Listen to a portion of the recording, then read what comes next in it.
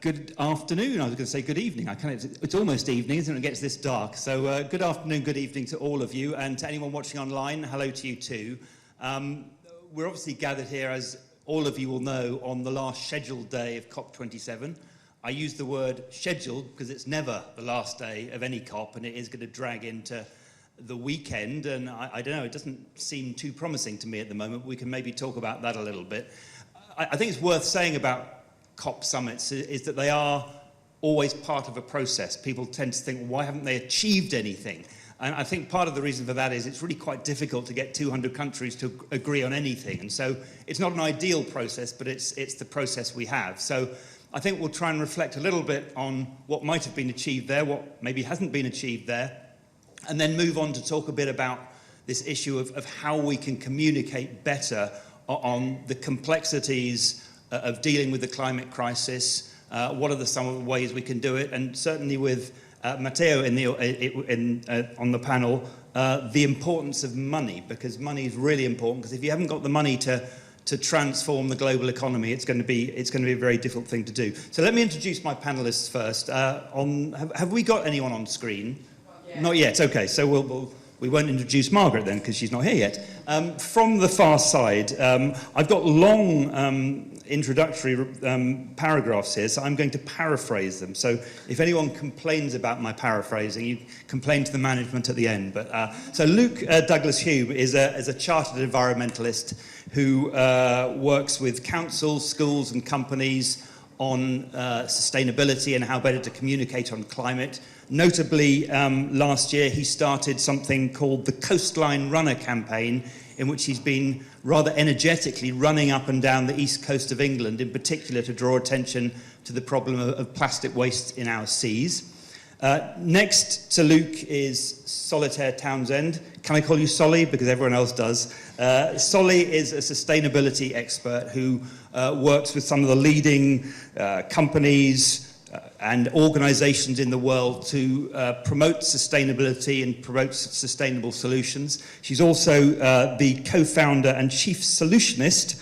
I'm never quite sure what that word means, but you can explain. I've got a book coming out, it'll all be clear. At Futera, which is dealing with the communication of many climate issues. And within that, she is a trustee of something called the Solutions Union, which I suspect she will explain. Next to Solly is Dr. Matteo Romani.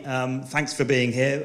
Both Solly and Matteo were at COP, I think, earlier in the week. Matteo is a partner at the consultancy Systemic and also one of the world's leading experts on climate finance. So we're really happy to have him here.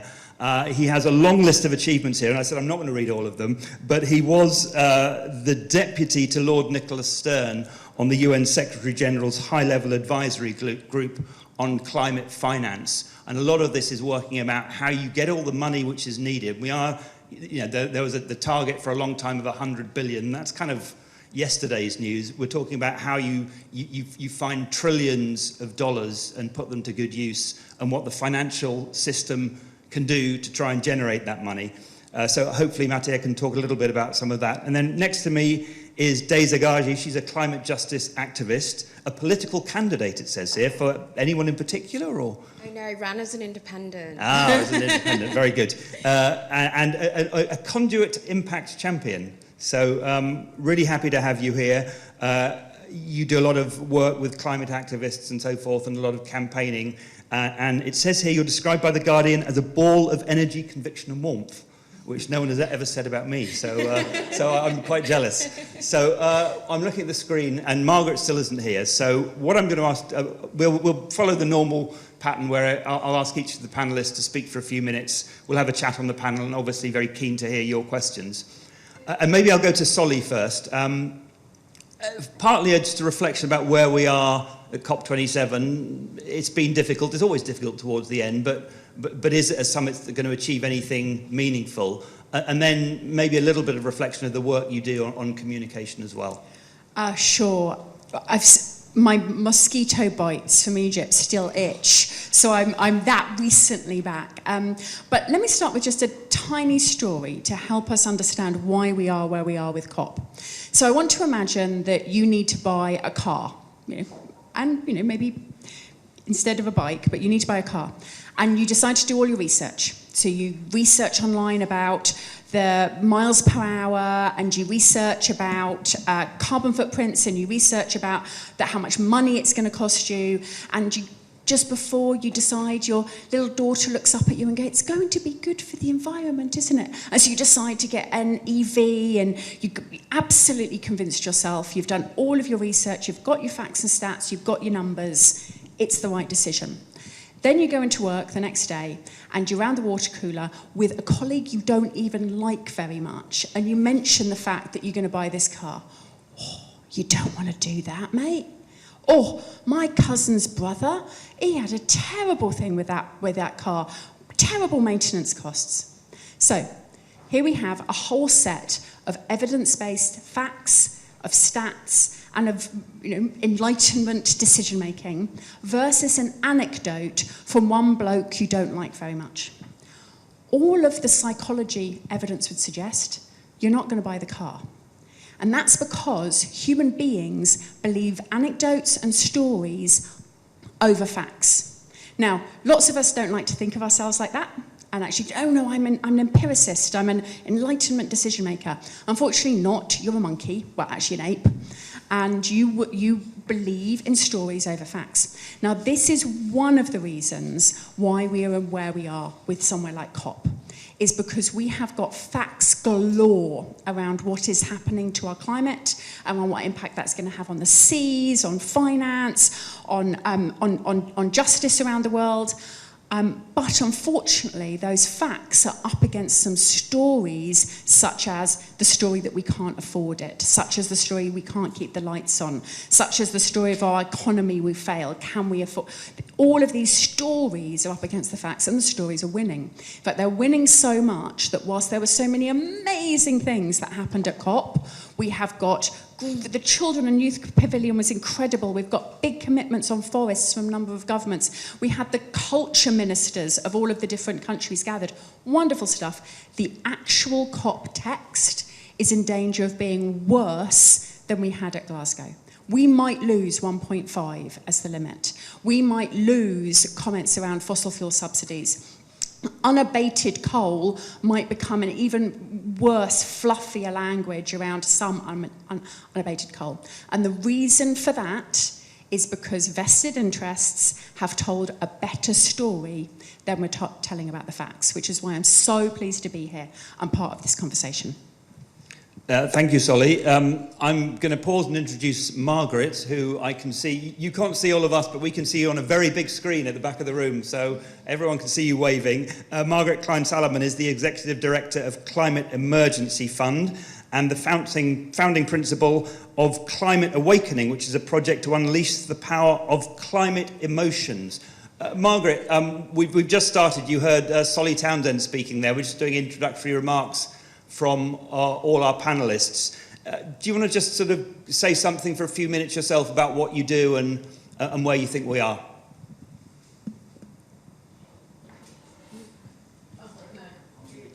Can you hear me? Oh, yes, we can now. You were muted. Now we've got you. It was like a Japanese kabuki play for a while, but we've got you now. So I'm getting a little bit of an echo. All right, sorry. Could you maybe mute on your side? Oh, I don't get that echo. It's distracting. 1 second. Or I guess maybe I'll just turn my volume down. Sorry.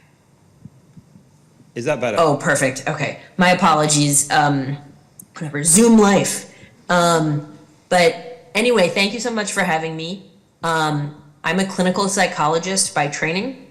I was finishing my PhD here in New York City in 2013 when I had a kind of oh shit moment, as they say. And then even more profound, realizing that I could and will devote myself to protecting humanity and the living world in whatever way that I can. And that has taken me down some different roads, but with the same overriding philosophical psychological framework, which is that we are in a state of collective delusion of normalcy, right? People, even though we're like racing off this cliff, we keep like kind of going through the motions of normal life, planning for the future and retirement and, just making all these plans and predictions as though we weren't in a collapse, in a state of emergency. So I think the metaphor, historical analog that I've used many times is about World War II, which in the lead up to the war, we were also in this state of mass collective, denial of the threat. And it took Pearl Harbor to wake up the United States, anyway, to the fact that this was not an option to fight this war, but that we had to do it, or else the risk was just simply too great. So, and after years of denialism and America First isolationism, after the bombing of Pearl Harbor, we authorized war with a unanimous congressional vote, except for one abstention. And former foes of the president and the war switched sides, right?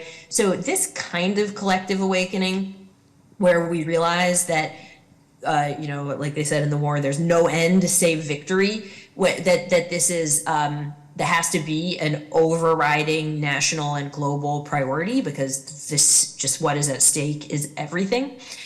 So that is my basic framework. We need to treat the emergency like an emergency, and what that looks like is, most aptly the home front mobilization during World War II. But how do we get there, right? How do you wake up sleeping populace? And part of that is through understanding social psychology and how we perpetuate this myth of normalcy between us.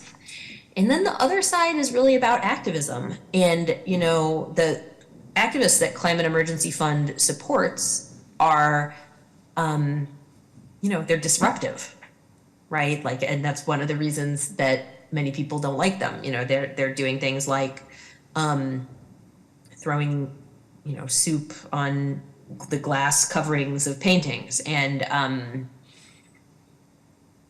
following Senator Joe Manchin around to his car and his houseboat, and, making his life miserable until he, voted for the first major climate legislation.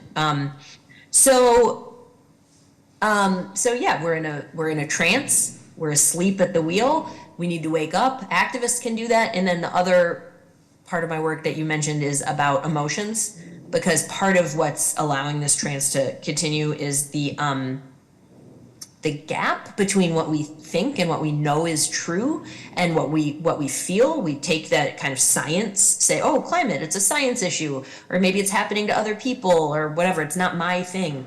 But if we really allow ourselves to feel the fear, terror, and grief that comes with facing reality, I think it can help jolt us into much clearer understanding of reality, and then hopefully, ultimately, to join the movement. I think that's really where we all need to get to, is how to be a part of creating transformative change.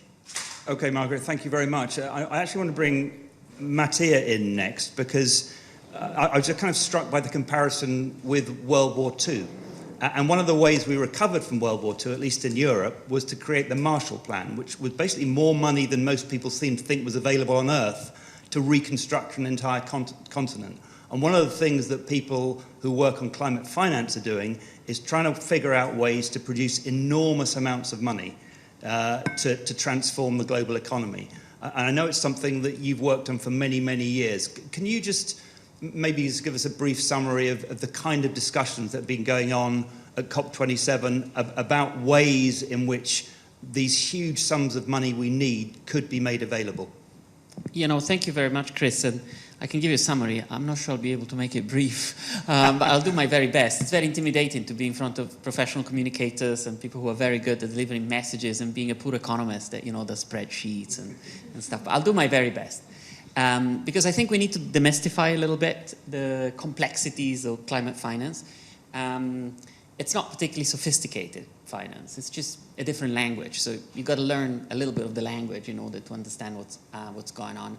And you have all the right to be confused. You hear 100 billion one day, you think, wow, that's an awful lot of money, 100 billion. And then the second thing you hear, no, we need 2.4 trillion. So it's like, oh, wait, that's an extra zero. It's a lot more money. So how do they match?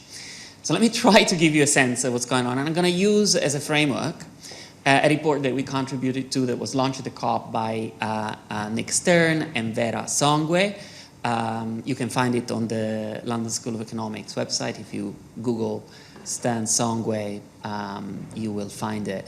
This report was commissioned by Alok Sharma and by the Egyptian leadership to be delivered in Sharm.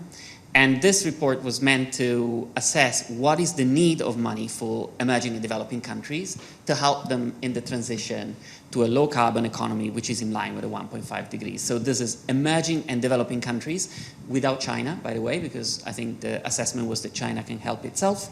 And really around the needs and how those needs can be met. So trying to answer very much the question you've asked. So for a moment, park 100 billion on the side. We'll come back to it, but park it on the side. Pull out your notes so that you can take a note on numbers. The first number is that the need is going to be about $1 trillion a year in investment for emerging and developing countries by 2025.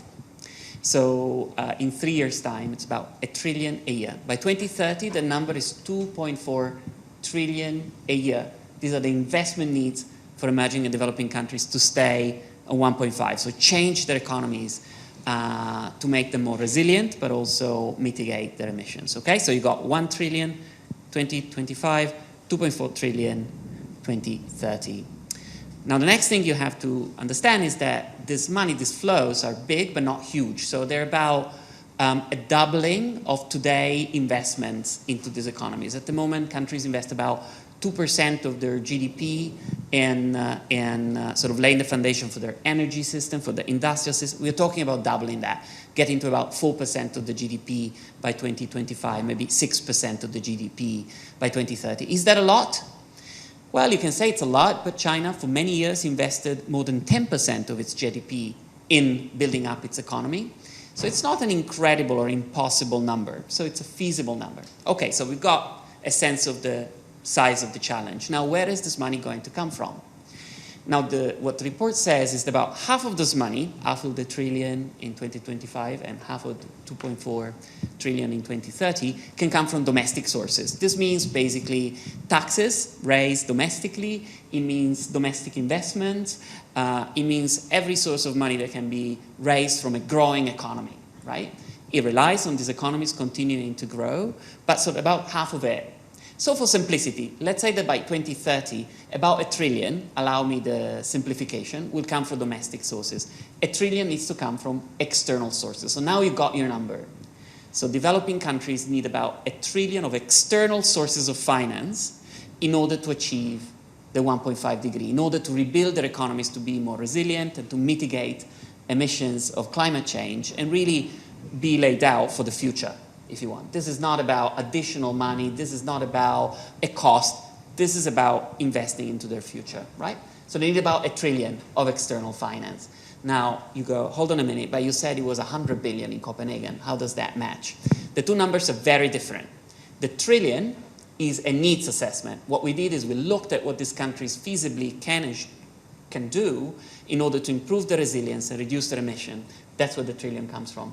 That 100 billion was a negotiated number that was meant to be support of some developed countries to developing countries on the way to that. Nobody has ever claimed that that would have been the totality of the money needed by developing countries. In fact, as a little anecdote, but many of you will know that 100 billion was really pulled out of a hat by Gordon Brown in a phone call to Hillary Clinton as she was flying in on her jet from Washington to Copenhagen to be at the conference, and Gordon Brown called them and said, look, we've got to have something to show in Copenhagen. It better be financed. What about 100 billion? She said, yeah, sounds about right. And that was the 100 billion number. So not much analysis going into that. All right, so now how do we get to that trillion? Do I still have time? Yeah. Am I still in the brief area? Is still everybody awake? Keep going. All right, keep going. I'll keep going. All right, so we got a trillion. How do we, this is needed from external sources. Right, what the report says is this trillion is a large number. Some of it needs to be grants. It needs to be money that the countries will never return back. It needs to be a transfer, a donation, in very clear words. At the moment, developed countries roughly give about 30 billion a year, 30 billion a year, so a much smaller number, to developing and emerging economies in grants to support them on climate. It's mostly for adaptation and resilience. This, the report says, needs at least to double. It needs to go to about 60 billion. Where does this number come from? G7. This was negotiated in Cornwall at the G7. And it's a number that people assess as being roughly right in terms of grants. Okay, all right, 60 billion in grants. Then the report says international financial institutions like the World Bank and the EBRD, where I worked before, the Asian Development Bank, African Development Bank, and so on, need to massively increase the amount of concessional money they give. Loans at very, very low interest rates. And the report says it needs to go from 60 billion today to 180 billion by 2030. So it needs to go up by a factor of 3. And in order to do this, you need to profoundly reform how international financial institutions work. And then the report says if you got this 30 to 60 billion of grants and 60 to 180 billion of concessional funding, if you use it right, you'll have a lot of private sector investment on the back of that, and that will fill in the gap to the trillion. So the lion's share of this money, by necessity, will need to come from the private sector. And there's many, many good reasons for that, and I can go into details of that, but I don't want to bore people. So that is the big picture, and I hope it was clear enough. Yeah, no, it was very clear. And I want to go to Days next, actually, because I suspect you don't spend trillions, but that trillion has to be spent in little bits all over the place, all over the world. And I know you work with a lot of sort of grassroots organizations in developing countries. What's the view, if you like, from the other end of the pipe about local grassroots initiatives that make a difference on a local level? I think that a lot of people are starting to become very aware of the climate crisis. Sadly, I don't think they're aware of like the reality of how bad it can get, and I think that's something that is hard to grapple with, because a lot of people still think it's going to be something that will be saved from without much action, but a lot of people sadly don't get the trillions and billions, including myself. So a lot of my work kind of goes into how do I get people to connect to nature in order to learn to love nature, in order to feel like they have the fucking rage and love to be able to go in and basically ask for better from our leaders, from our politicians. I feel like they're like really grassroots. You have a lot of anger, but you also have quite a lot of burnout at the moment as well. And I think this is part of the reason why literally around 3 days before I was meant to leave to go to COP, I decided I wasn't going to go. Because the reality is, every single year I watch the same cycle happen. People put their hope in these processes. These processes create beauty on the outside. Like we've seen, you know, Solly was talking about the culture ministers, we had culture cops. Like, it's great. But then the actual de facto change legislation is just not there, and it never has been realistically, and it disappoints everyone. And for the next 3 to 6 months, we will have the whole movement either licking wounds or being really tired and burnt out. And this is a cycle that I don't think we can continue to go with when it comes to actively being active citizens in fighting against the climate crisis. In my personal opinion, a lot of this 2 weeks I've actually been spending working with communities about how do we reform these systems, or in fact scrap it all, because at this point we're always like we don't have enough time, so we have to use what we have. But how has that been working for us so far? You know, and what happened if we could go back and say, maybe, you know, to COP16 and say, would we do this differently? We probably would have, and we would have had the time to build up and to do it properly by now. So I'm like really much into the idea of how do we like reimagine, envision the different processes that can be, you know, used as a COP replacement and kind of hold the mandate that COP currently holds, but is a bit more connected to the roots of the issue and connected to the people affected. And Luke, you work a lot with schools, with councils, with local companies. And I just wonder, I mean, there are clearly a lot of people now who are very invested in thinking about how we respond to the climate crisis. There's a generation of inspiring activists, but there's also a lot of people out there who aren't that connected to it. I think it's not really still anything to do with me. How do you reach those people? And I know, for example, you're running along the East Coast. Was it in some ways as an attempt to sort of generate publicity, but also to generate or to raise awareness of how issues relate to ordinary life? Yes, that's well put, and most of all, we are going to be going for systemic change towards this massive problem. Every year, I won't harass you with facts because everyone's probably aware of them, but every year 8 million tonnes of this shit, plastic pollution, goes into our seas from the land. And 80% of that comes from land, and it's down to us as individuals and authorities to do something about it. And I think just referring to what you were saying, Des, and you, Doctor, earlier, is that I think from the dawn of time, dawn of classical economics and from the dawn of the Industrial Revolution, the fact that anything environmental or environmental damage was accounted for as an externality, it's got to be internalized before anything measurable happens, really. So when in 1706, that was probably the birth of the Industrial Revolution in Shropshire, with someone using coke furnaces to make saucepans rather than wood charcoal. And even then, when people visited it, they described it as hell because it was noise, pollution, etc. But all that pollution, sound, noise, waste was an externality to producing good saucepans, and you could do it cheaper and did it well. And that is the challenge, is to internalize these externalities. But going back to your question about me and what we're doing, is now we are engaging with many local authorities all up the East Coast on this subject of plastic pollution of our seas, both the shoreline, foreshore plastic that we come across, all this stuff from balloons to bottles to cigarette butts to dog waste bags. What's the psychology of wrapping up a dog waste bag into a bit of plastic and chuck it behind a sand dune? Can someone help me there? I'm no expert on that. But so what we're primarily going for is systemic change, and I don't know, involving all the aspects of it, the public, the residents, the businesses, local authorities, as to what to do about this big problem is the way forward, rather than just declaring, oh, make it illegal, because then you just find an easy way around it. So for me, if we go on to the subject of communication, I begin to understand the macro if I can understand the micro.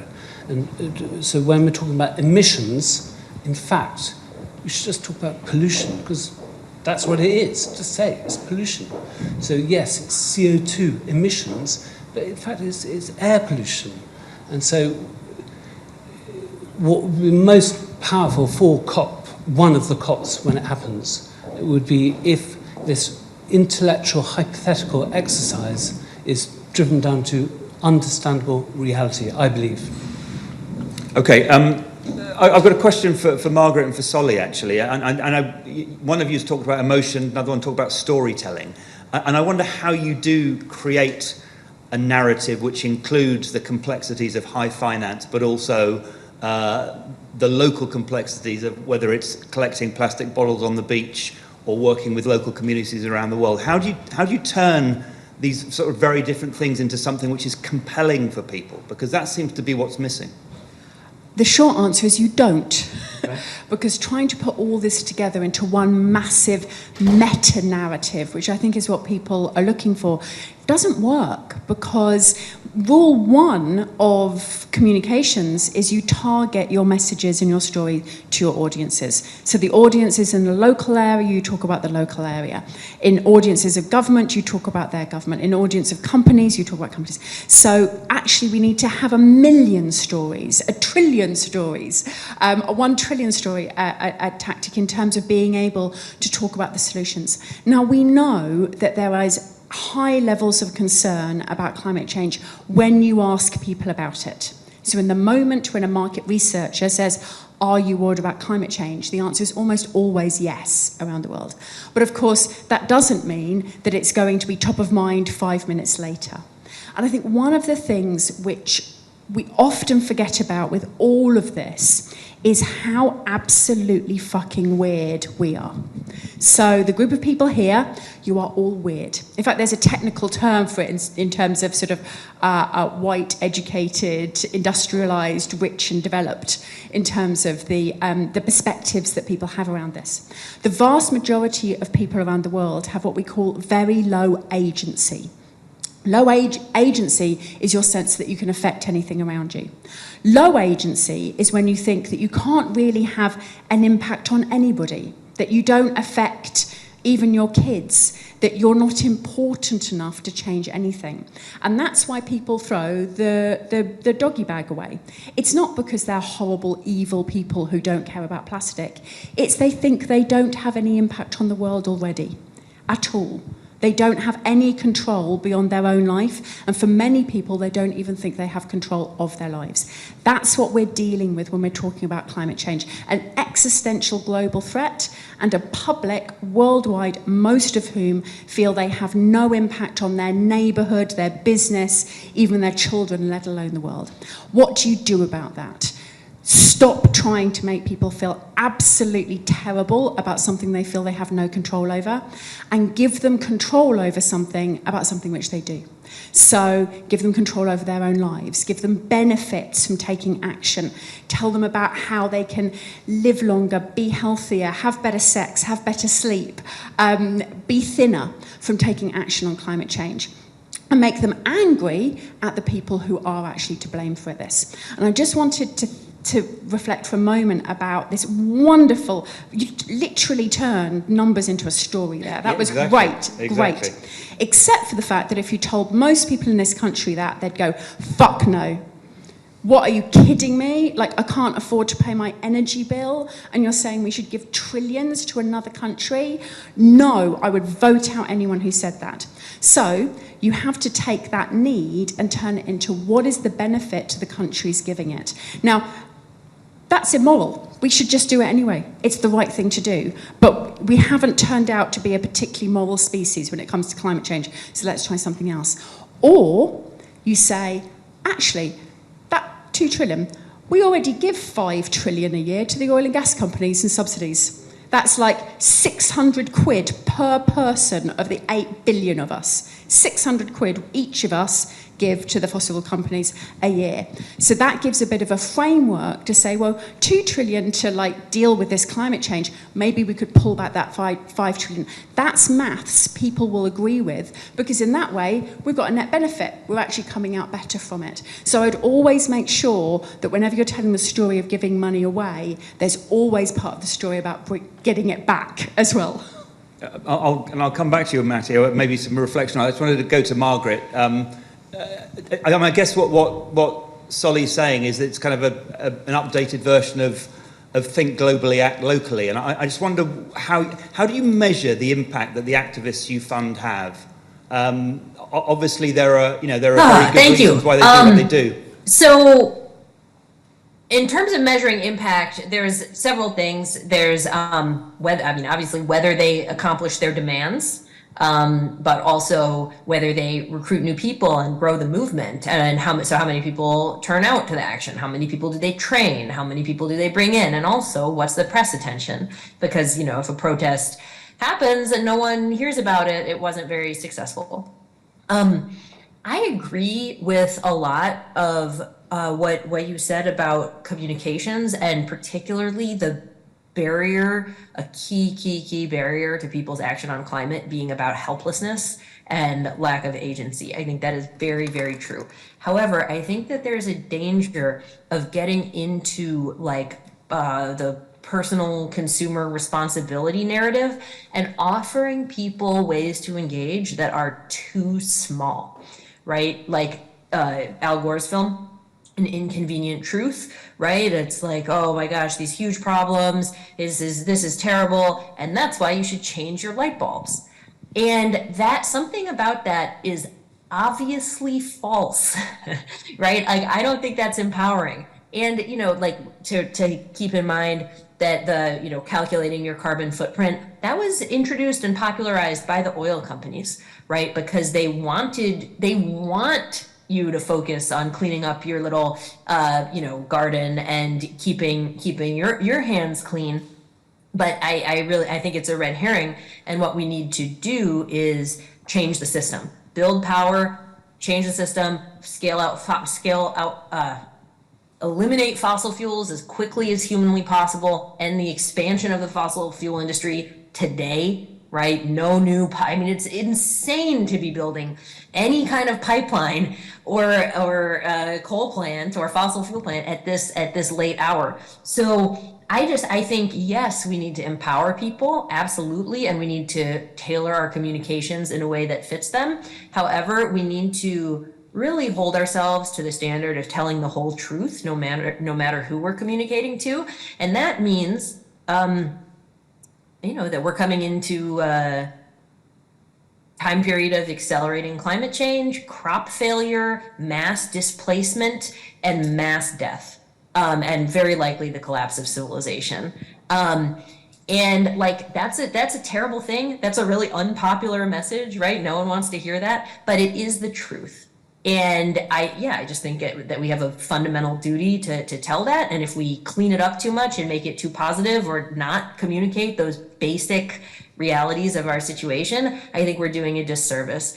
And I think so. It's like, okay, but what do I do with that, right? That's so disempowering. We're gonna collapse, and we need to shut down the fossil fuel industry. But I'm so small, I'm just one person, and that's where we get back to activism, right? Activism is about, like, you know, David versus Goliath kind of thing. A small group of people can actually take on a global industry, and we are doing it. And we want you to join us.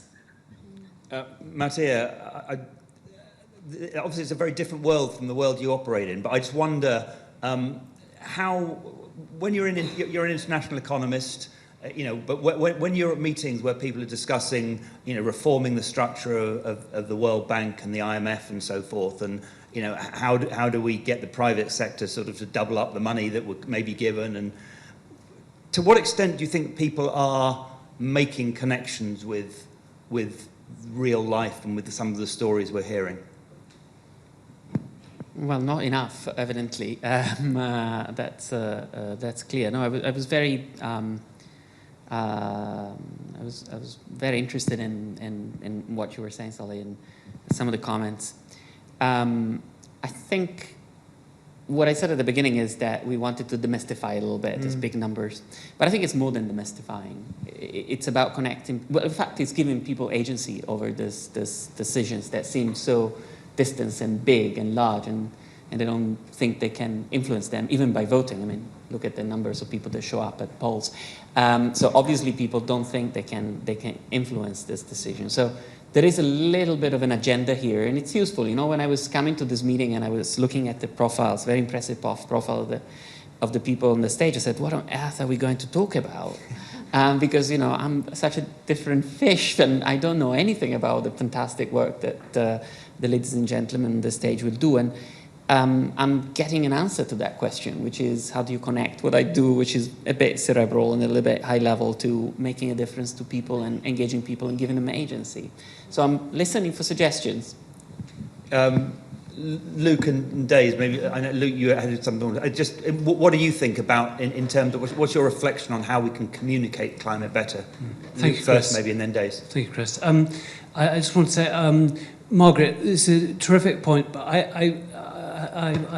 I'm nervous of doing this, but I think you're slightly challenging Solly's point, because I think if you talk as you were saying, on this macro catastrophe, then that ruins the agency of the individual. And so for me, I found more effective is that, let's say, referring to emissions and pollution and stuff, actually, and yes, I agree, I understand what you were saying, I know what you were saying about it's going to be so massive we can't comprehend it.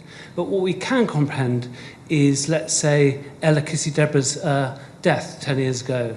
You know, she was the first, from the coroner's report, first victim of air pollution, her asthma attacks. This was a 9-year-old girl in London who was 9-year-old girl in London. the first to have air pollution as a cause of death on her death certificate. On the death certificate. And I think about that very personally. You know, this week I spent 2 days in A&E with my daughter, who's just a year younger than her, alive, luckily, having an asthma attack and dealing with A&E. And so, as I said earlier, understanding the micro helps me to understand the macro, and I think this can be done on a scale upable way, personally. And so that's why I'm doing the idiocy of running 500 kilometres up the east coast of this country. Yes, it's micro, but have people understand that actually this plastic lasts for hundreds of years and has a huge effect, bad effect, on the environment and on animals. I believe and I know that that is having an effect more than if I'm talking to people who already know the awfulness here at the Conduit Club about how bad it's going to be. Then the agency, I think, is just shut down. Oh, well, let's have a good cocktail and think about something else, I think. Sorry, that's just my point. That's why you're here. Days, what are your thoughts on communication? Maybe it's my youth, but I think we can have it both ways. I feel that, at least for me, the journey of me getting into climate action was first loving nature, then grieving for nature when I found out that everyone was lying to me, and I was growing up in a world with air pollution. I was personally affected by air pollution, and the fact that it was like happening on a global scale was like detrimental, and I grieved for it. But then I was held in my grief to a point of where I accepted what's happening. I accepted the truth of this situation, that we are in a shit show, and we definitely need to face that very hard truth. But that actually gave me agency, because I was like, oh, okay, now people have stopped lying to me, people have told me the truth, and then in that I can actually take action proportionate to what I'm facing. And this is why I was like, yeah, I'm going to join Extinction Rebellion as like a very naive 19-year-old. That's why I was like, I'm going to run for Parliament and be the youngest person to do so, because I was like, where is the space to accept the truth? And I think this summer has been very particularly weird, and I think kind of linking into why I didn't go to COP this year was I went through my second grief journey, which I never thought would ever happen. And it was the grief journey of I can't keep lying to the clients that I consult for, the comms that I write. I can't keep lying and saying that I'm not scared of societal collapse, and that is not coming for us, And I feel like a lot of people are scared to say that truth. But what people need is the truth so they can act proportionately. And that's what we're seeing in communities. We're seeing people who are scared, concerned, but they still think that everything will be fine. They are still saving for mortgages, saving for retirement, expecting the same world as today in 70 years. And we know that's not true. And it's irresponsible to continue telling people that. I think there's space for the moral building actions. So like when I first started my journey, I was like, I'm gonna go zero waste, I'm gonna go vegetarian. Like it was great. And I think it's great too. I think people should feel empowered to try the small things, but then also we need to be very real with the small things have small changes. And we have to go, okay, so this is the first step. How do we build that like strength and agency muscle? And then how do we take that into the larger things? And it's like working in different scales. So starting from the self to community to international community to earth. It's like seeing it as almost like a journey that people need to go on and be held through.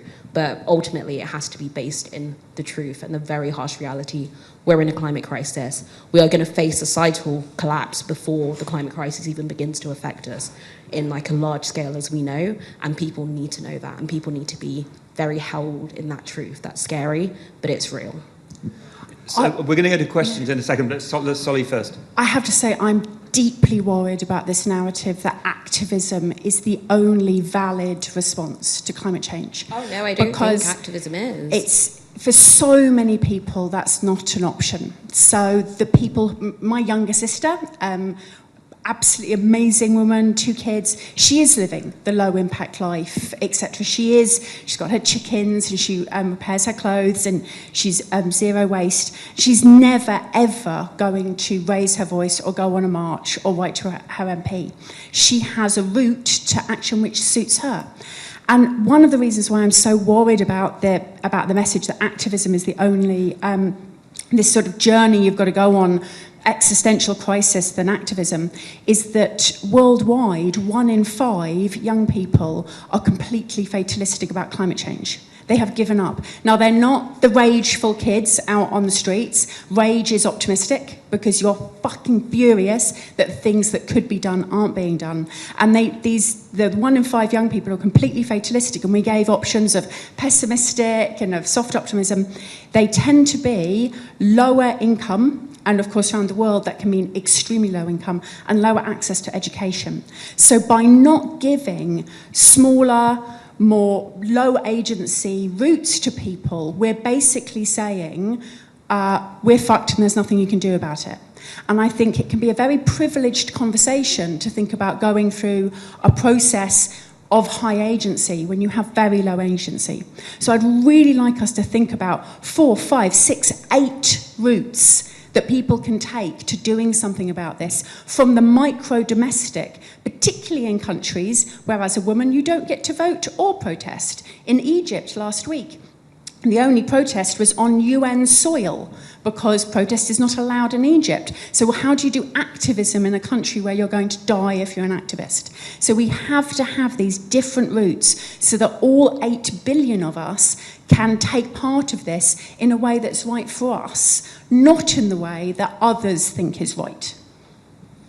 I think, could I just good point. Well, quickly yes. go back? If I please do, and if you can put some hands up, and then a microphone can come round once they finish their answer. Because I think what we have to do, and I think this is where, at least the tension with that comment you've just made, it's the fact that activism is so much more than just marching on the street.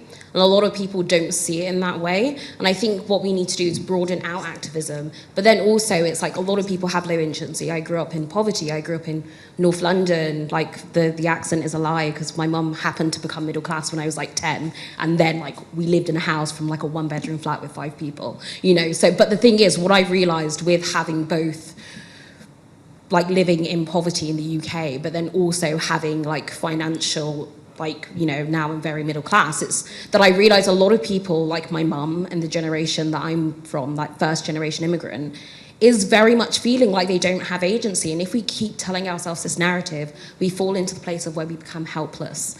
And I think there is something about telling people that they do have agency, and let's flex that muscle. Let's start with, like, you know, the going plastic waste, the thinking about our consumption, but then also it's like it cannot stop there, because if it does, we're going to be in a very, very, very problematic future. And I think a lot of young people see this because a lot of us aren't held in our grief. A lot of us are left to grieve on our own. And for many years I found out about the climate crisis online, as most young people do.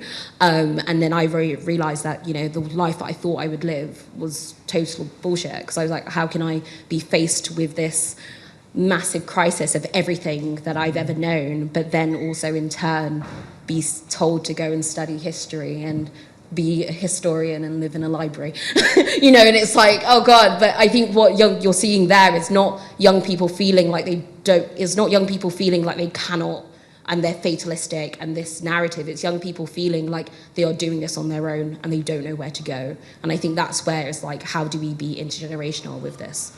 How do we make sure that we're supporting young people, that we're holding them in their grief, but then also we're telling them that they do have agency, because they do, and we're showing them how to do it. Questions? Have we got the microphone? Yeah, please. And if there's anyone particularly you want to address your question to, please do. No, I think it's a general question. My name's Lola. I work in activism, so this has been a really interesting conversation generally around working with people from marginalised backgrounds on, like, preventing burnout, lots of the similar things that were coming out in the conversation. What I was thinking about, based on what you were saying, what everyone was saying, and the interesting tensions that were coming up, is how do we actually hold the people who are still in that grieving stage? Because I think we can often talk to people as though the only the people that we mainly need to focus our message on are the people who don't know, or people that aren't the people in this room, when actually the people in this room and the people that already know the issues can often be in a space where they feel totally hopeless and they feel like they have no agency, and they also feel like there's nothing that they can do. And working with people who, do activism and they quit, they burn out, they leave, they can't sustain it because of the resources, because of the psychic toll, because of the eco-anxiety, because of all these issues. And so my question is, how do we center those people as well? What's their story in a trillion stories? What story do we tell those people who they know the issue is real? They want to do something about it, whether that's doing activism or transitioning to a zero-waste lifestyle, but they're facing this point where they are ultimately like, what do I do next? Where do I go? Okay, do you want to pass the microphone to the gentleman here, and then the woman there in the beige jacket, and then we'll take 3 questions, and then we'll do another group. Yeah. Oh, straight off. Okay. Hello, my name's Ollie. I've got a question around activism as well, but I'm particularly interested in the big middle, the moderate middle. We are in a very fortunate situation today where in most countries around the world there's a vast majority of support in action for climate change. I agree with Daisy's comment that maybe not everybody knows exactly what that action is going to really entail, but we do at least have support. Some of the direct disruptive activism that we've seen in the UK in the past couple of months actually has had very negative coverage, and there's a recent report, survey done by Michael Mann, the climate scientist in the US, showing that protests such as the Soup on the artworks is actually decreasing support for action on climate change. And I'd like to understand, does that matter? Are activists concerned? I think they should be concerned about losing the majority public support. And how do we factor in that sense of winning over the big moderate middle, which is key in a democracy at least, to putting pressures on politicians and creating change? Lovely. Over there. Thanks very much for all of your contributions and talks. I was just wondering, given that we are facing, as you said, complete societal and ecological collapse imminently, what, open to anyone to answer, what are your thoughts on ideas of degrowth and MMT, which until very recently have been thought of as very naive and idealistic and radical? Do you think they hold water at all? No. Okay, so the moderate middle, degrowth, and I've actually forgotten the question. I'm so sorry. Give me one sentence. Cool, yeah, everyone else on the panel remembered it, it was just me. Who wants to go first? Mattia, I'm going to ask you actually, because it's sort of, it may be I'm putting you outside your comfort zone. The degrowth one. Yeah, let's go for degrowth. I'll go for that, and that's how we can get it out of the way. Is degrowth an option? Degrowth is happening. Japan has not really grown in the last 10 years. Many Southern European countries haven't really grown in the last 10 years. So we have seen countries that have not sort of gone through the sort of very fast growth that we had seen in previous decades. That doesn't seem to have provided much of a solution, neither to the emissions nor to accelerating action. So I would say if we think that the solution for a collapsing society is an acceleration of moving to low-carbon, sustainable economies, we need growth for that. We need a different type of growth. We need the growth that meets needs, not greeds, and we want markets that work for people. But I think, in my opinion at least, I haven't seen evidence that economies going for degrowth have helped us in that sense. Who wants to go next? Yes, Ollie, just about the moderate middle. I think I agree with you. I think it's deeply concerning if public support in a democracy is being lost. It doesn't. It's less of an important dynamic in non-democracies, but in a democracy it's incredibly important. However, I think you can. I think one should split up the two things of Just Stop Oil and M25 blockage affecting whatever 50 or 100,000 people, whatever 50,000 people, and the paint on the painting in the gallery. I think one creates awareness of the fact that this government are giving more licenses for oil and gas drilling, and the awareness is made. The second one, I just think losing support and just pissing people off I'm nervous of that, and surely it'd be more effective to be striking the beneficiaries of this oil and gas thing rather than the public trying to live their lives. We've all got lives to live, and I'm like you, I'm troubled by the loss of the moderate middle. I think this is a very important point. Margaret wants to come in next. Margaret, you're Thank on. you. So, sorry, just to A add to couple of that. things. The idea of... Go on. You can't hear? Can you hear me? Yes, okay. So if you could mute from your side, okay, great. So I want to talk about the idea of activism being popular or unpopular, turning people off. The first thing is I read that study in Time magazine, and I have a PhD in clinical psychology. I've looked at research and stats, and that was bad research.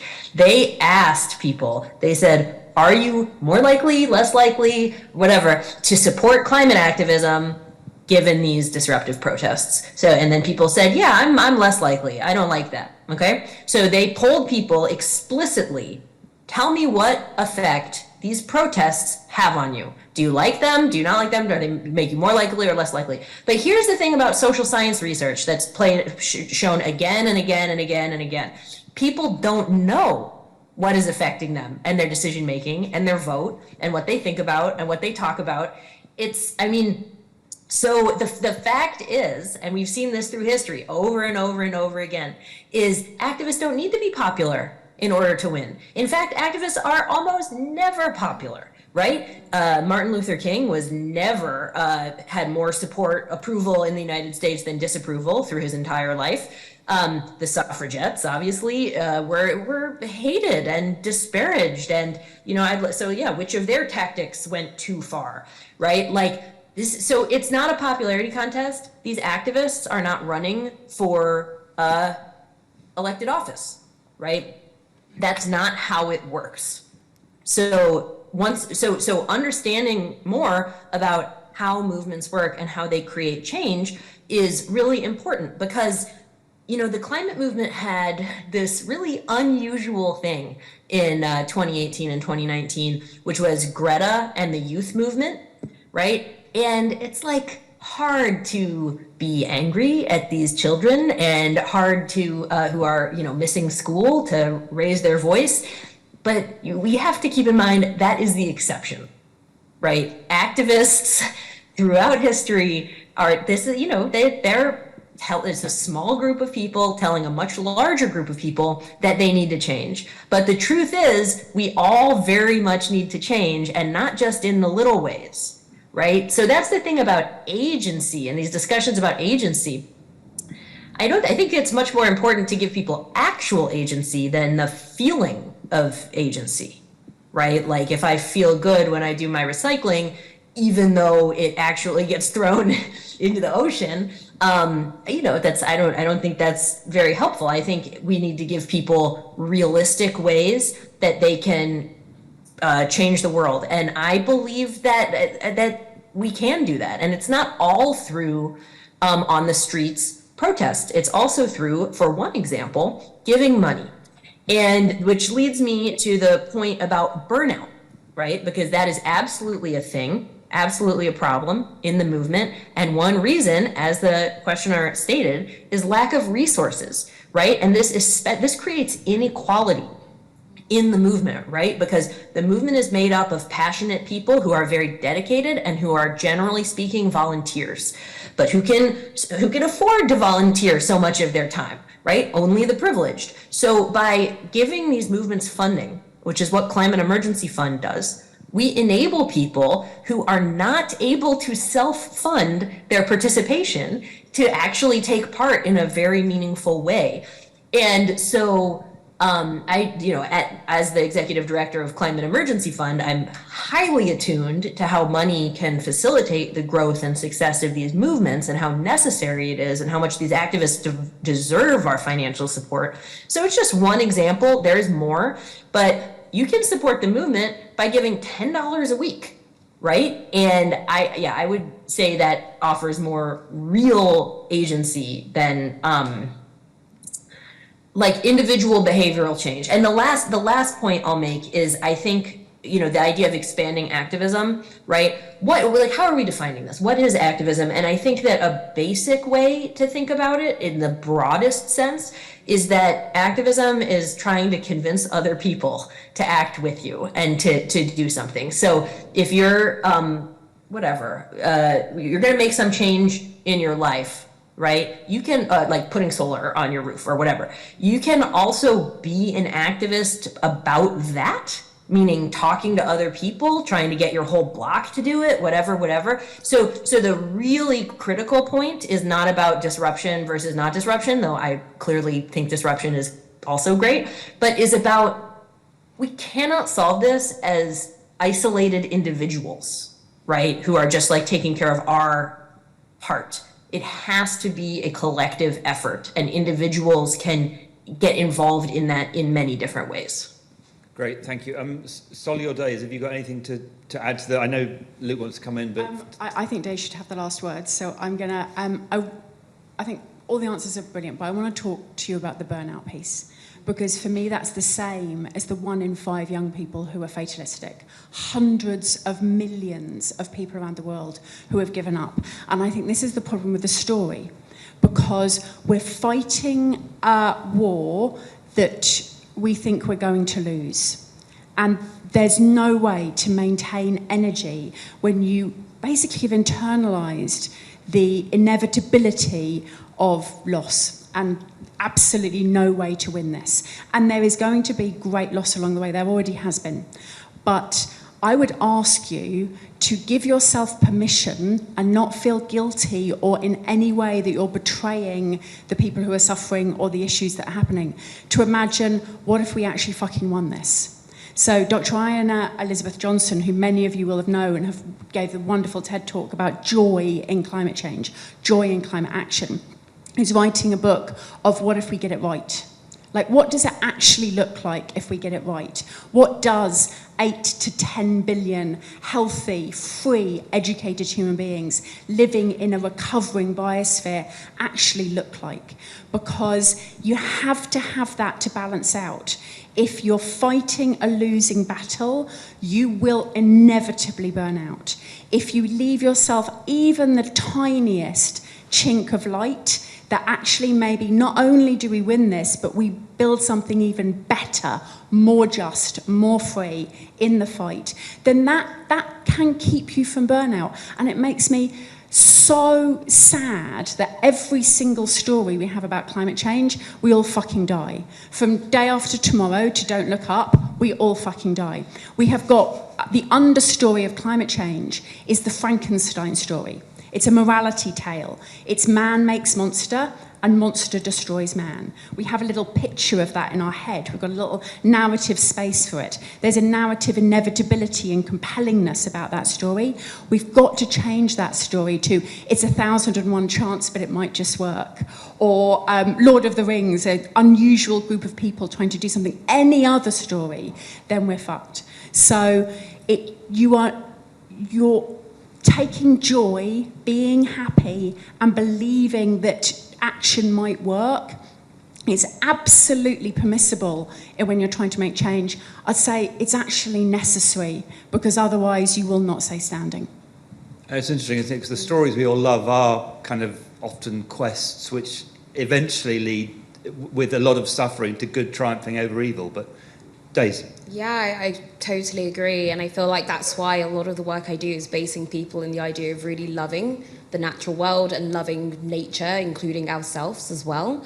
Because, like, I'm always called a hopeless romantic or naive, because I do have hope, weirdly enough. I see, like, you know, the possibility for total collapse, but then also I see the opportunity for coming together, finding solutions, and actually making a better world than we currently live in now. And that's like the important part. And I think there is something to be said about learning how to process emotions, and that's something that we are not taught how to do. And I was a very constipated 18-year-old when I joined the climate activist movement, and I was first asked to check in and ask, how was I for the first time ever, with people actually expecting for me to give a real answer. And I went, I'm fine, why are you asking me? With such defense, you know, and it's because I never had the space to really be able to learn how to open up and show that vulnerability of, I'm scared, I don't know what I'm doing. But then I was also met with, okay, we're going to hold you in this fear, and then we're going to help you know what to do next, what works for you, you know. And I think that's kind of like a very like good way of like basically building that journey for people, I mean, especially for young people. To go on to the moderate flank question, I've tattled with the idea. I think there is space for all different types of social movements. And I think one thing that reminded me a lot of the conversation that we're having is, so I studied protest history, and there's 8 stages of social movements. In the UK, we're kind of weird because the environmental movement has skipped a lot of the stages very quickly. But there's one stage that happens at the same time as the other. One is activist failure, of where everyone hates the activists. And then the other is the win, of where people actually start to care. So it's not about the activist, it's about the caring. And if people care for the issue, who cares whether people like the guys I was throwing soup? Like, I'm like, it is what it is. But at the end of the day, it's people actually caring, and that's the thing. And I think, talking of narratives, the Just Stop Oil narrative, it's got us all talking here. You know, it's got us talking about it, thinking about how do we feel about this painting, and why don't we feel this way about the forest? Why don't we feel this way about the animals dying? Why don't we feel this way about people dying? And it's basically to turn the thing on us, to ask us, how do we react to this gorgeous Van Gogh, but then also how do we react to this gorgeous world and community that we're in, and do we place the same importance? And sadly, the world is showing us that they do not, you know. So this is like the rude awakening. Yeah, it's the tough love that's coming very strong from a lot of activists all across the world. Yeah. Can I come back to you in a minute? Because I'm aware of the inexorable passing of time and the clock ticking, so I want to get to some more questions. So there's one here, the gentleman here, and I thought there was one at the back. You have the mic? Yeah. I have the microphone. You, yeah. First, and then the two here. Does that mean it's me first? Okay. Yes. You've got the microphone, so you have the power. Very interesting discussion. My name's Rob. I work for an environmental charity, and I've done so for nearly 20 years. I'm wondering whether we're fighting this fight with some of the wrong tools. So we talked about the origins of the Industrial Revolution, which is a polluting revolution that started in Staffordshire and it spread out into Europe. We have a European moral system that equates morality and altruism with self-sacrifice. We have an economic system that amplifies fear of loss of well-being, and that makes it difficult for us to perceive our agency. But there are other models out there that might be more beneficial, where my suggestion would be one that views people's motivation, and I've seen this in motivation to donate and motivation to act, where the source of your motivation is to protect your perceived community. And that could be a community of one, or it could be a community of your family, or it could be the entire biosphere. If your agency and your motivation is based on a perception of community that is bigger than self, maybe there's more chance of winning than with a sort of moral underpinning that suggests it's all about self-sacrifice and loss. I'll pass the mic. Thank you. If you could pass to this gentleman here, and then the woman at the front, in the front row. Yeah. Thank you for your talks. My name's James. I'm part of the Carbon Guilty. It would be very useful, I think, for the general public to feel more positive if the people who are rich around the world, not the rich world, they demonstrated they can actually smile and greatly reduce their carbon burden. But I'm quite interested in COP, and I think it's much more important for the people and life forms to have no more carbon emissions than lots of loss and damage and carbon offsets, which we know don't work, and carbon capture and storage, which is a delusional dream. And I entirely agree with Luke that Matty, I'm sorry. Economists really need to start changing the system, and I'm sure you're there, to internalise the externalities. And if you've got any tips on how we can do that, that would be much appreciated. Thank you. Okay, and then if you could just pass the microphone over here, thank you.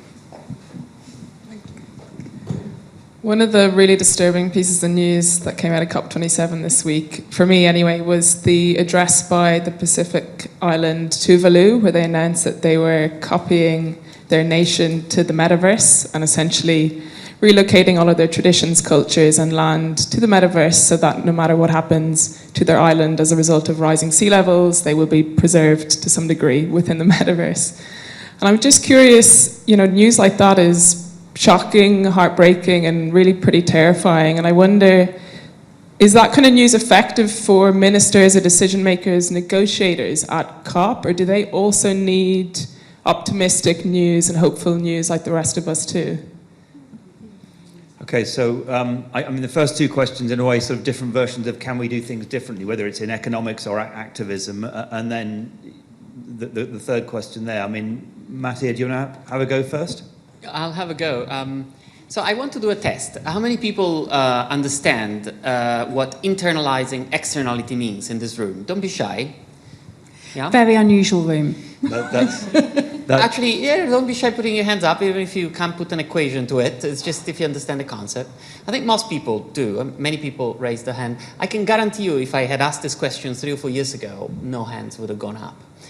The point I'm trying to make is that we are increasingly understanding what it means to price pollution, really, and to make those and make somebody pay for that price if that pollution has been caused by them.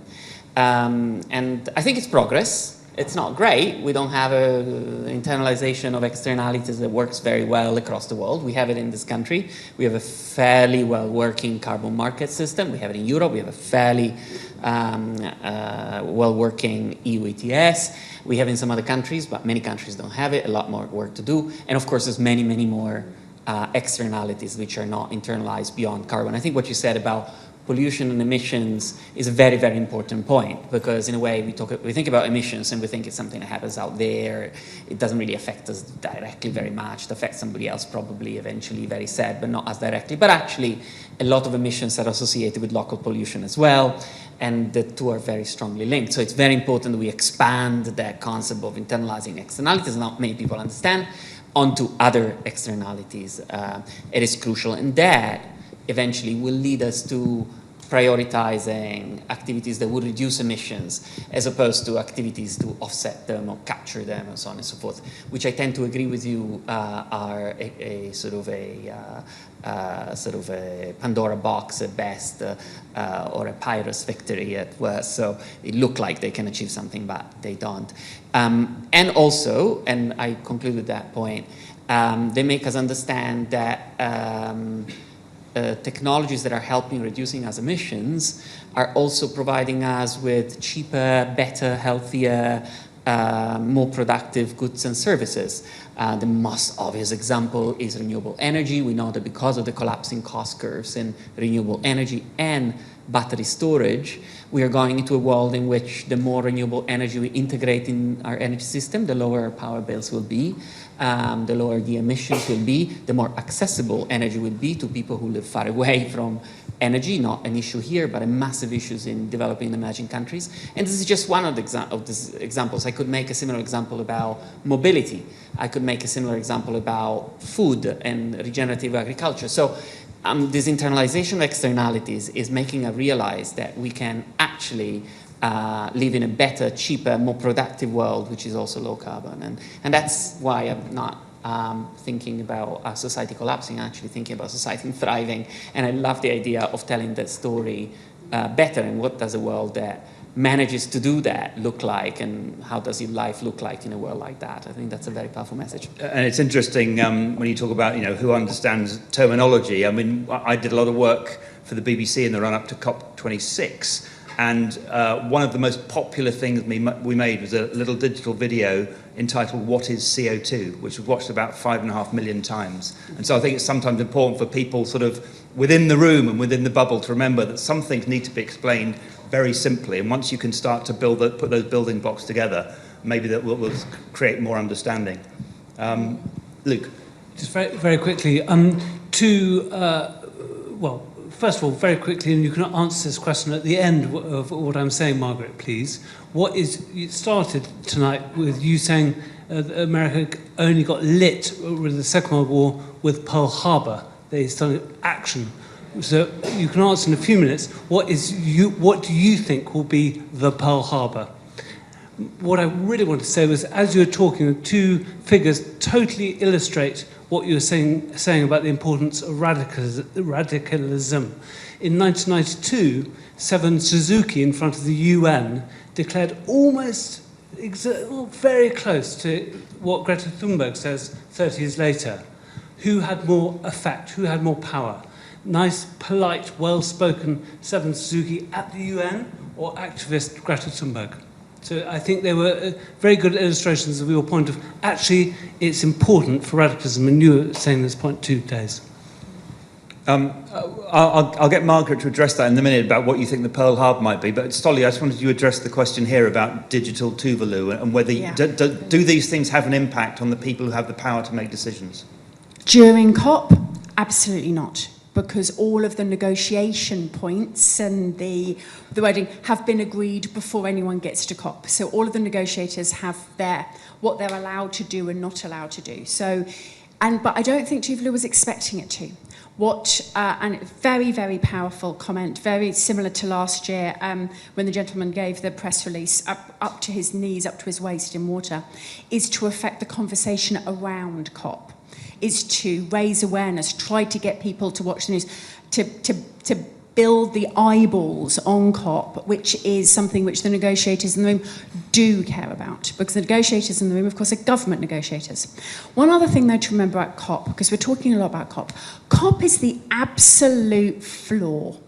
It is what all the countries in the world of the UN will agree to without veto. It is the minimum that we can agree to, where you actually have countries who are currently at war with each other having to agree to that state. So please don't think of COP as being the best or what we're shooting for. It is the minimum. And in some ways that can sort of relax a little bit, because all the things which we put on top of it are the actual stuff which is going to push where we go next and drag COP up. And as a minimum, it's not enough, but it is much better than we had several years ago, and hopefully we'll keep 1.5. But one thing which I wanted to say in this room is about the word belonging, and how I think this activism, of all the types of activism, the grief of not feeling that you can belong, the low agency, the fatalism, is partly because we don't welcome, bring in, and are grateful for everything that anybody might be doing. Because actually what we want to do is build a sense of community that everybody agrees with this and wants it to happen. And if you put up barriers and tell people that what they're doing isn't worth it, then for a start, you're making yourself the arbiter of what's morally worth and not, which isn't generally unfair. But it also means that you're telling someone that they're not allowed in, that they're not allowed in our club. We have to have the biggest club on the planet, where anybody who does anything for climate change is welcome, is belonging, who we celebrate, who we uplift, and then perhaps we generate those who are able to go further, but those who aren't, who have got the life circumstances or the lack of money, or who $10 a week would be a huge amount of money, we welcome and celebrate what they're doing, even if they're doing it just inside their heart. Even actually, if the biggest action that they can take about climate change is to feel that we should do something about it and they can't go any further. Do that, create a big, big tent, a massive belonging of everybody who does something on this is welcome in. Then that is what changes the politicians. That is what changes the situation that we're in. We're in a different activist situation than almost every movement beforehand, because we're not trying to change one thing, we're trying to change everything everywhere in the world, which means we're going to need to use more tactics and be more creative and more inventive and perhaps a little bit more open than we've been on any other topic we've ever tried to change before. So we've been doing the same things at greater noise level for a long time. It hasn't worked. Let's try to do some different things. Margaret, what is your Pearl Harbor moment in the climate crisis? And when we come back from that, because I'm afraid we are running out of time, maybe I can get in from all your different perspectives, you all to say what maybe the Pearl Harbor moment is, the thing you maybe could lead to lasting change. Yeah, thank you. And I also just want to say, in terms of what message goes to what person and who's able to do activism, that's interesting. But right now, I'm just talking to the people who are here at the Conduit Club. And my message to you all is do disruptive activism and support it with financial contributions. If you've got privilege, then please use it by putting yourself on the front lines. Because disruptive activism is the fastest way to create transformative change. That's very important to keep in mind, is how late in the day we are, and we need to create change very fast, gradually won't work. So anyway, what does Pearl Harbor moment look like? Great question. It's also very important to remember, as we think strategically, that the climate emergency is accelerating. And it is making itself known all the time, more and more. You don't have to ask a scientist anymore. You can look out the window. Do things seem normal to you, right? So I wish it weren't true, but that is going to keep accelerating. More and more disasters on a scale that is totally new to us. So I think that a combination of an adamant, disruptive, mass movement in the streets, making politicians' lives extremely difficult, disrupting public events, absolutely. Full court press on there, combined with these shocks to our system, I think that is when we can see a true flip into emergency mode. And once we do that, right, once the global governments are actually treating this like an emergency and are coordinating a response at scale, that is where you really get the true universal participation, right? Like during World War II, people collected rubber and scrap metal and the different and accepted rations on meat and gasoline and so many consumer goods.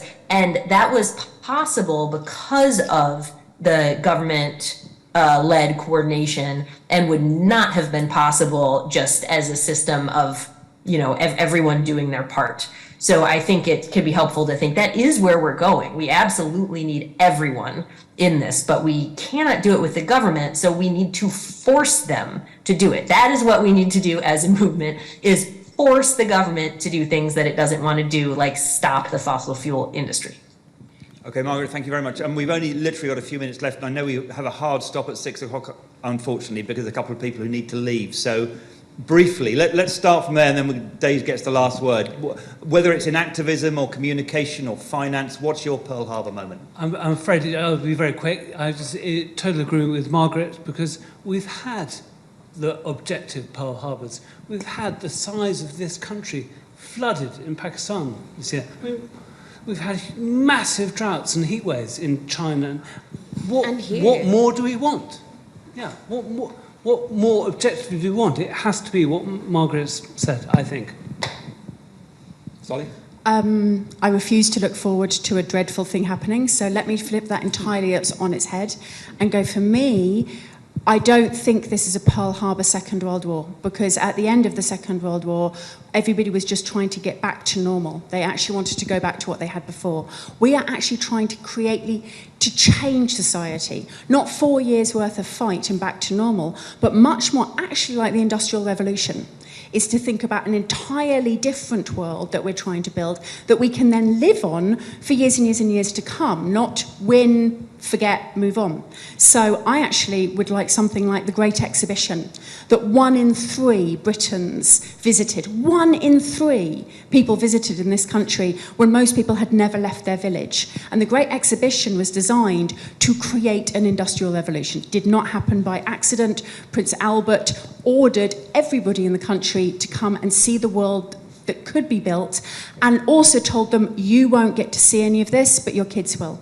I think that's what we've got to be able to put forward, and the Pearl Harbor moment would actually be much more like a Great Exhibition moment, when we showed people this, oh, I want that. That's the world that I want. That looks better than where I am now, rather than going on a war footing for 4 years, and then actually, then what? Like, what do you do then? What world do you live in? Because we've got to change everything, not just one thing. Matteo, I mean, I think Pearl Harbor could mean a moment when people came together and realised we were all in this together, but I take your point. Matteo, you're... God, I'm such a boring economist. The Great Exhibition, and mine will sound so dull, but whatever. Money is never dull. We love economics. I would want my Pearl Harbor would be next year. I won't leave it any later than that. US, China, and Europe agreeing they're going to have a common carbon price to their economies. A good thought. Daisy, you get the final word. Yeah, I think it kind of leads me back to a lot of the stuff I did at the beginning of my activism, which is like the focus on regenerative cultures. I'm tired of sustaining a world that's not sustaining life. I want a world of where we can all flourish, a world where we can all, you know, think about like and imagine and have the space to imagine what something so different could look like. And I think it starts with us asking ourselves some very hard questions, doing the inner work and saying, where have I played into this system that I don't really want to contribute into anymore? And then how do I change my own like ways and intent as well in doing so? How do I base all my actions in love, duty and care for myself, for the earth, for everything on life, you know, everything that breathes, lives. And then how do we kind of bring that into all of our actions? And that's kind of when people ask me what's the most tangible step I can take for climate, it's never, no offense, the stop using plastics. It's always the base everything you do in love, duty and care. And in that way, you will think about whether you should be using plastics. You'll think about where your money is going, where your pension is sitting. You'll think about the bigger things. What stories are you telling to make people feel like the next world that we're going to inhabit is amazing? That's a very good place to end. There are probably other questions. I'm sorry we couldn't get to them, but we could talk about this probably all evening, and we still wouldn't be satisfied. So thank you very much for coming to everyone, and please do show your appreciation to our panel.